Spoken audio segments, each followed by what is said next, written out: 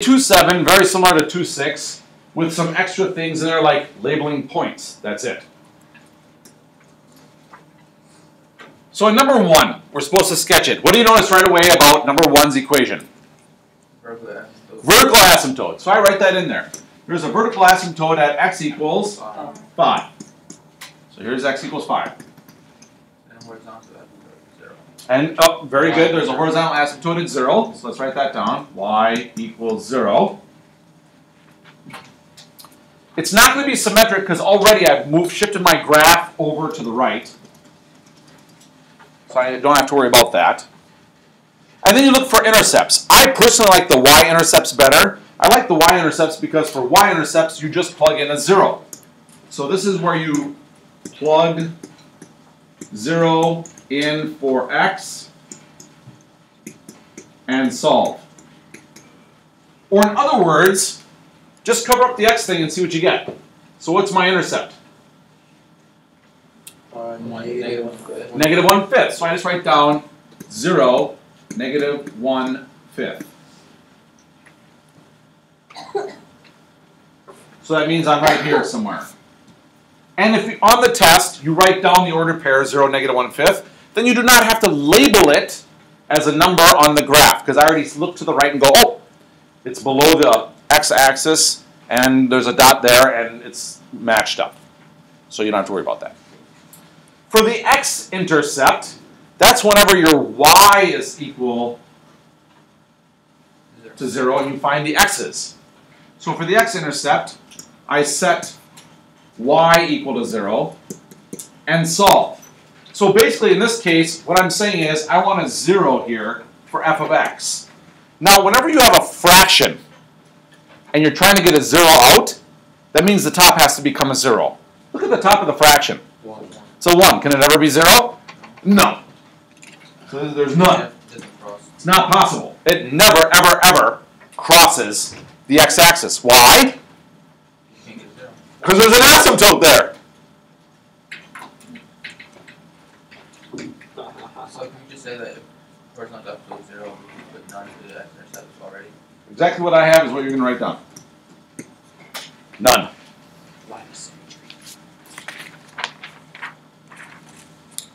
There's no symmetry. What they're talking about with symmetry for us, you guys, is y. They're talking about even and odd functions. We talked about that like in 2 different chapters. I'm not going to go over that again. You can go back and look at it. So that plug in the negative x thing and see what happens.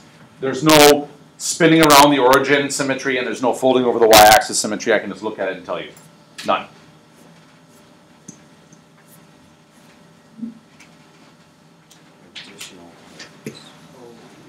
Come on. Oh. Example number 2. Remember, you can use your calculators for all these. Okay? You got to use your calculator. In example number 2, let's talk about my favorite, the vertical asymptotes. What makes the bottom 0? 3 and negative 3. So x equals plus or minus 3. I'm going to put those on the graph. Notice how I didn't even care where it was. I'm just going to label it negative 3 and 3. Ooh. Horizontal asymptote. Excellent. You're really good with these asymptotes, Tristan. Y equals 1. Oopsie.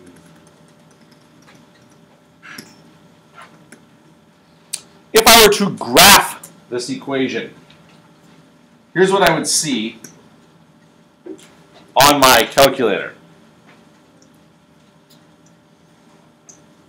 Remember, you get to use your calculators.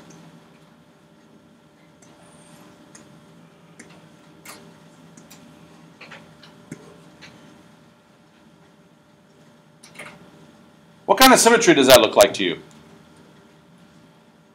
Frowny face. Oh. Whoops. I would say, in number 2, is this is an even function because when I plug in negative x, I get back exactly the same thing I started with, which means it's mirrored over the y-axis, it's an even function. Go back and look at your notes from a long time ago if you want to see even and odd functions. Going to the y-intercept, which we already actually see here, this is where you shove in the 0 for x and see what happens. So if I cover it up, you're like, oh my goodness. Bless you. Bless you. There's, what's going on? If I put in a 0, there's a 0 on the top and -9 on the bottom. So 0 over -9 is? 0. So there's my intercept. And we already actually saw that from the graph. And if I'm looking for the x-intercept, guess what? 0. It's 0 as well. And you can see that because it's the only place it crosses the axis. You can set the function equal to 0, but the only way you can ever make the top equal to 0 here for a y value is when you plug in a 0 for the x. So it's in the same location.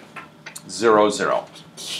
We're not going to do any of these additional point things. I'm not really worried about that mumbo jumbo because I can tell from all the other stuff whether or not you had the correct idea. All right, there are 2 more problems, and both of these are pretty much the same thing. One's a little more complicated. I'm going to do the easy one, and I'm also going to do the hard one, or the more complicated one, I guess. So as usual, in number 3, I'm going to start with my vertical asymptotes because I like those. I think they're the easiest. What makes the bottom 0? 0. 0. So for my vertical asymptotes, x equals 0. Here it is. And I notice that the power on the top is exactly 1 bigger than the power on the bottom, which means I'm going to have a slant asymptote. So I'm going to solve that now. I know that in order to solve that, I have to take the thing that's on the bottom, which was the x, and divide it into the thing that was on the top, which was the x squared plus 1. And I ask myself, how do I turn an x into an x squared? And the answer is I multiply by x. So x times x is x squared. I subtract that off. Ooh, gone! Bring down the 1. And, oh, darn it. I can't really turn x into 1.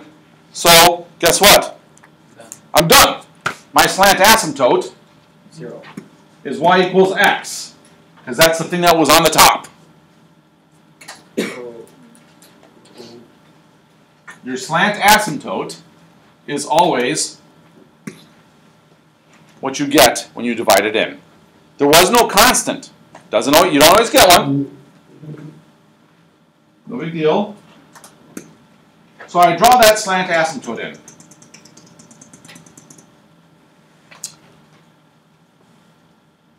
If you go to your calculator and graph this thing, you would see this. Now, just by looking at the picture, tell me about the intercepts. None. There are none. Never will cross the x or the y axis because of the asymptote, and it's trapped, so it can never touch the x. So here you can put down none and none without ever doing any work mathematically, just by knowing what the asymptotes do for you. So that's kind of a nice thing. Are there any horizontal asymptotes? No. Done. Thank you for pointing that out. So Sam just pointed out I didn't put down symmetry-wise what's going on. It is indeed an odd function because you'll notice that it is rotated around the origin. Or in other words, if you were to plug in a negative for the x's, on the top nothing would change, but on the bottom you'd have the exact opposite.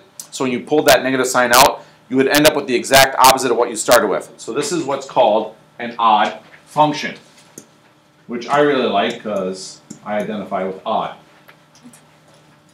You're ODD? Yes, I am. That's Garfield's friend. Last one, number 4. Oh man, vertical asymptote is x equals 2. So let's put that on our graph here. Somewhere right around there probably. And is there a horizontal asymptote anywhere? Why not? Slant, you have to do. Because there's a slant, so there's not going to be the horizontal one. So I'm just going to write down none right away for that. But we do know that there's going to be a slant asymptote. So let's take care of that one. In order to take care of that one, I have to divide the x minus 2 into the other thing. So x minus 2 goes into 2x squared minus 5x plus 5. This one will be a little bit different, it looks like. So as I divide into this, the x is turned into a 2x squared by multiplying by 2x. So now I get 2x squared. Oh wait, I got to multiply by the negative 2 as well. So 2x times minus 2x is minus 4x. And I subtract all of that off. And when I subtract that off, what I see then is the 2x squareds go away. And I have negative 5x and positive 4x, which is the same as negative 1x, and bring down the 5. And then I ask myself, how do I turn the x on the outside into the negative 1x plus 5 that's left over, or in other words, the negative 1x. So I'd have to multiply by negative 1, because negative 1 times x is negative 1x, and then negative 1 times 2 is positive 2, and I don't care after that, because I reached the constant. I'm done. I don't care what happens with the remainder crap. Just leave it alone. 2x minus 1 is my answer.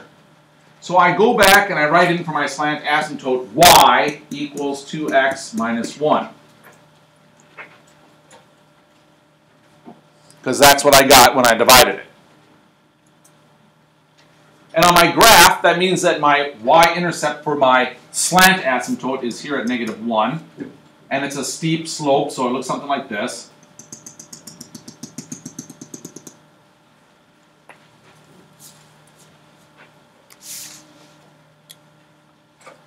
And then I need to graph this thing, and if you type, again, you're going to use your calculator. So if you type it in your calculator, you see something like this.